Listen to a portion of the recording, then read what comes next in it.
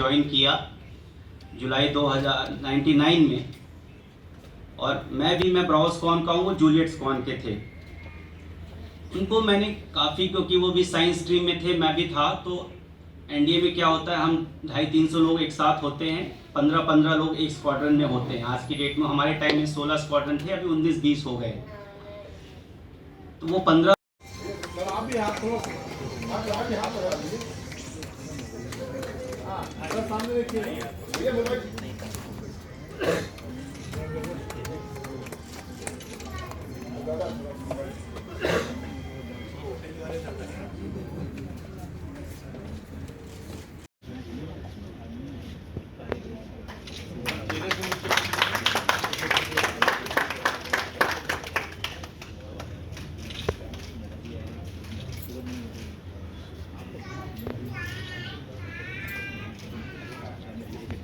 से मेरी अवस्था ऐसी हो गई है और मेरा स्वास्थ्य ऐसा हो गया है कि मैं अब नहीं जा पाता हूँ। और आज भी जो समारोह यहाँ हो रहा है वो मेरे लिए एक विशेष अर्थ रखता है, इसलिए आज मैं यहाँ उपस्थित हुआ हूँ। और थोड़ी देर के बाद आप लोगों से क्षमा पूर्वक अवकाश लेकर के मैं चला जाना चाहता हूँ। 2-4 बातें मैं कहूँगा। सबसे पहले तो मैं अनिमेष को स्मरण करना चाहता हूँ और उसके परिवार का अभिनंदन करना चाहता हूँ। ऐसी बहुत सी घटनाएं हुई हैं, एयर क्रैश की बहुत सी घटनाएं हुई हैं, एयरफोर्स में बराबर होती रहती हैं। ट्रेनिंग के दौरान इस तरह की घटनाएं हुआ करती हैं। अखबारों में हम पढ़ते हैं और उन पर बहुत ध्यान नहीं देते हैं, लेकिन हमको यह समझना चाहिए कि हमारे देश की एक जवान पीढ़ी एक कितना बड़ा बलिदान देश के लिए करती है। जबकि कुछ लोग ऐसे होते हैं कि उपस्थित रहते हैं तो उनकी अति उपस्थित से जो है पूरा सभागार आक्रांत रहता है। बंधु जी को बताना पड़ता है कि भाई आप यहाँ हैं। तो ये एक गजब का गुण है उनके अंदर। और दूसरा कारण ये है कि ये बाल साहित्य जो मिल रहा है, एक्चुअली मैंने बहुत पहले एक आर्टिकल लिखा था।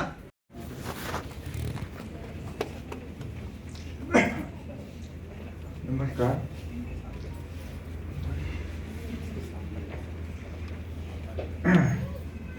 सचमुच मेरे लिए, क्या मेरे जैसे किसी के लिए भी सम्मान का जो अवसर होता है बहुत सुखद होता है। और अनिमेष के जन्मदिन पर ये सम्मान मेरे लिए विशेष महत्व का है।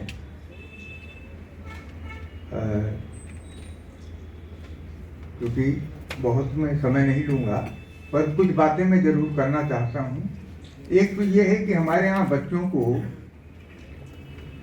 हम लोग शुरू से पालते हैं, बड़ा करते हैं, लेकिन जब हम बड़े हो जाते हैं तब अपने बचपन को अधिकांशतः भूल करके बच्चों के साथ व्यवहार करते हैं। ये बड़ी कठिनाई है। इतने प्रतिबंध बच्चों पर लगते हैं कि लगता है कि उनका बचपन होना ही नहीं चाहिए।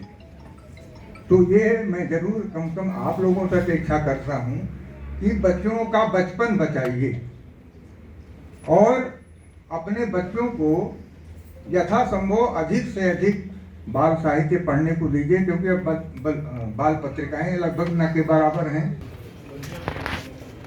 बहुत बहुत धन्यवाद।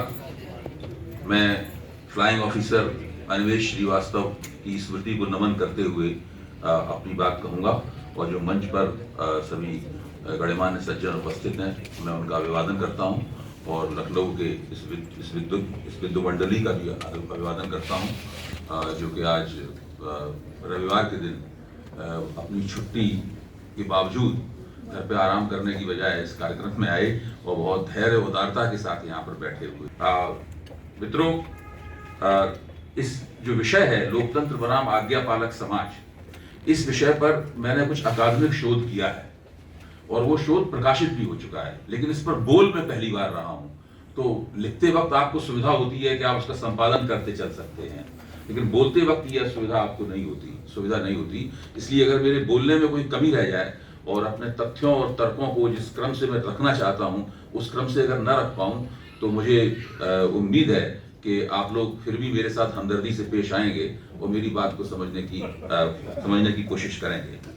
का विकल्प था, तो क्या इस तरह से उनकी उस विचारधारा को, जो गांधी विचारधारा इसलिए पीछे की जा रही है कि उनकी ये विचारधारा थी कि हर ग्राम में एक अपना सब राज्य होना चाहिए, इस तरह का लोकतंत्र उनको चाहिए था। तो मैं ये पूछता हूं कि आप इस चीज पे जवाब दें, क्या ऐसा है, इसी वजह से गांधी जी को नकारा जाए? देखिए, मैं सारी जिज्ञासाओं का जवाब नहीं दे सकता, मैं मनुष्य हूँ, ब्रह्मा नहीं हूँ, मैं सभी समस्याओं का हल नहीं पेश कर सकता। इसलिए बहुत सी चीजें मेरी क्षमता से बाहर हैं, जितना मुझे आता है मैं उतना ही बोल पाऊंगा। पहली बात। हाँ, तो अब मैं वो शब्दावली जो है वो हमारे विश्लेषण को भी थोड़ी गड़बड़ा देती है। मेरा निवेदन ये है कि ठीक है, हमारे पास वो विचार श्रेणियां हैं, वो कैटेगरीज हैं, हम उन कैटेगरीज में सोचने के और अपना आकलन करने के अभ्यस्त हो गए हैं।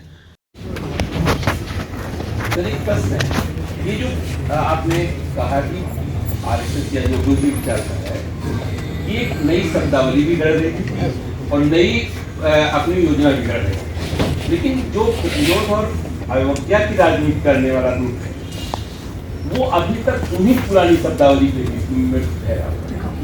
उन्होंने अभी शब्दावलियां वही कही हैं, वही अभी जैसे जयशंकर ठीक है, अभी जो भी बोल रहे थे तो इसमें जो शब्दावली थी पूरी पुरानी थी। तो इस परिवर्तित होते हुए समाज में क्या ये जो प्रतिरोध और अवज्ञा की आवश्यकता है, जो आज बालक समाज नहीं बनाना चाहता, उनकी शब्दावली बदलने की आवश्यकता नहीं है।